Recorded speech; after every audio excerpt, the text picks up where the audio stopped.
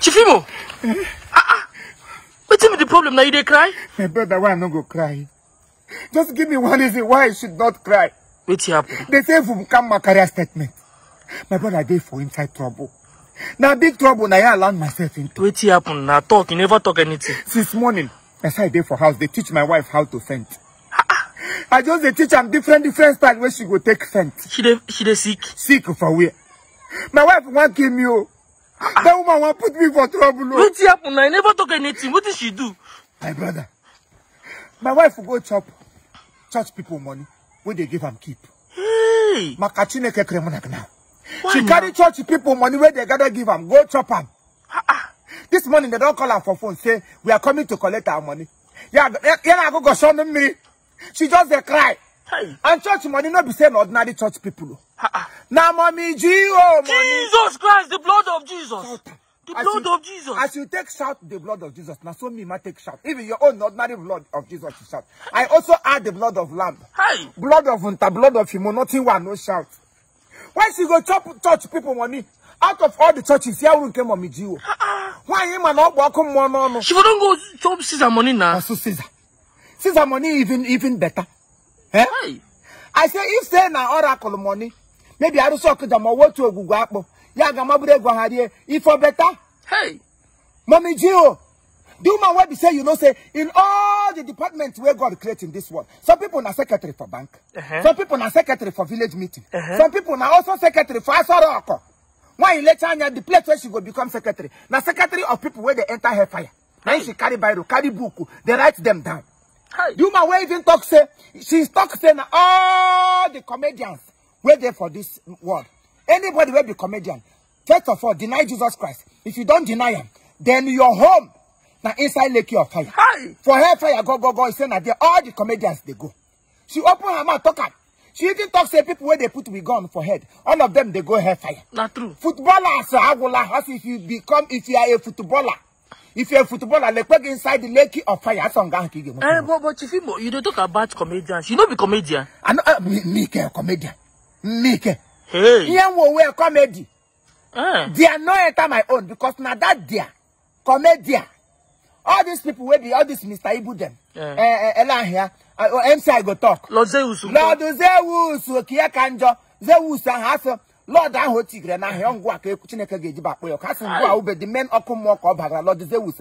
As pano ze woo sound Hassel Otitage tea and Boshi Baz. On Abatani Mokum Manetri woos. Woos say what was there Lord? What was there woos? I say anybody will be comedian. Don't enter hellfire. But my joy is say I know the comedian. Even AY them. Maybe we will even do good. All of them, my sister Maggie. Sister Maggie. Sister Maggie, but I just say they make people laugh. Nobody they make people laugh. Now laugh, I they make them. I know cost them. To make people laugh, now good thing. Now talent where God give. Then anybody will be saying the comedian. Comedian. You see, I'm that dear. Now you be the okum go. So thank God say I'm not be waiting the talk side. My own be say, as I want to walk out of this marriage now. They say, as I they walk out of this marriage now it's better for me. Instead of me to die because I marry wife, my brother, it's better make I walk out alive. Your wife no try at all. She no try. She no try. You say the teacher fainting. Yes, now. Show me small now, make I see. You don't say if you chop oracle money, that one is small thing. Then now when you chop Mommy G.O money, your own fainting go there different.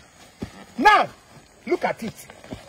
When they say, here, this thing there like this now. You now, as person we chop ordinary human being money, maybe you chop ordinary pastor Therefor them money, or you chop Pastor David Elijah them money. All those people, you chop their money, or Pastor the Major of furniture, you chop him money. Hey, for the Major they come happily. If you see them coming, no need to panic. They just know. Lay a corner there. Oh, you need to snake girl. And no tender Nollywood nation, so that you never break head. Give you one, give it to Allah. Get friend to hotel. Hotel, you get say friend to me, go. As you were pastor, woman of God. Then if you chop oracle money, that one even better. Not to tell the soccer journal, but we go out of soccer. I soccer no go just come like human being. You go appear. Appear him. Yeah, me appear on my wall. But hold your then I laugh. Oh my God. Please don't kill me. Please don't kill me. By then, your body don't lie for what? Okay. Please don't kill me. Don't kill me. But he knows some nala. Get now what happened to him. No, yote. Monokwanya make event we kwanya na ele mbo get disappear. He go just disappear. Man, at this woman where to say what they tell you be mommy G.O. If you don't, I tell my wife say if you don't hear knock for door, pom pom pom. Hear her voice, or even say you don't hear voice, can't see open teeth. Drop teeth, teeth will come out here. Or you see eyeglass where they somehow. Or wrap around they can because anybody sometimes if they time like this, if you don't see them as they come, just know they open that hair fire where should they talk about. Yeah, mommy G.O. since then my hair fire. You sabi talk about mabruni me hair fire. Because I don't teach them every category of fenting. Say make I walk out. But Chiefimo, I want to ask you something. This mommy G.O, all this thing where she talk, she mean I'm not true. Waiting, how I know? You don't even know. How I know? Bible talk say, now things will come out of man. Now in they make man unclean. Maybe things will go inside of you. So I don't know these days. Everybody gets his own Bible. Before why I know word of God, why I know now one. He said, judge, so that shall not be judged. But when you begin to condemn almost everybody, if you put attachment, hellfire. If you put wig for mouth, hellfire. Going on meaning as you this jeans where you wear here now. Now hellfire too. I don't die. You don't build the mansion inside hellfire. If say man naked they go now. I can't go man able a lot. I got the woman. At that time I'm not this. Hellfire. If she see a man make her the cover and cap. If she make see anybody with the bob hair, this like this. That person are run into lake of fire. Nothing where the woman never talk. Before I had asking my wife, come and marry a jiggy do more. You cut it off. Walk away. I have one circle. Instead of my one hand to lead me into hellfire, cut it off. This marriage, instead of it to kill me because of that woman. Sabbatical leave.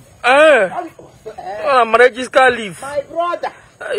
Sabbatical leave for him money. Ebo try no geri ego. Ya we go wan ye na ekunta ekwu Igbo. Wan secretary ndị gaja ọkụ secretary ndị gaja ọkụ mmụọ ka nwunye m gara gari ego. She no try. She no try. What eri kem ka mgbe shi na eme forgiver. Ku Igbo orilile dan chicken. Ya agwa ni holu adola. Asị ya ma ụmụ kpọrọ. Obufu ọnụ nga ụlọ oji because ahụ ha niile na ọ ga-edejucha ha. Fire no. Ngwa ni Ijeọma. Ngwa bye sir. Ị gara yipu James o. Oh yes sir. Asị ga-agbara wọta kwe ga-aka ya mma. Esi gbara wọta ya matazie na ị na-efe Chukwu. Egbe elu gbagbukwa ọnụ. Olejanya. Oh. Kele mmadụ si ewepụ aka n'ihe ọjọọ ịnụkwa. Oh sir. Hey.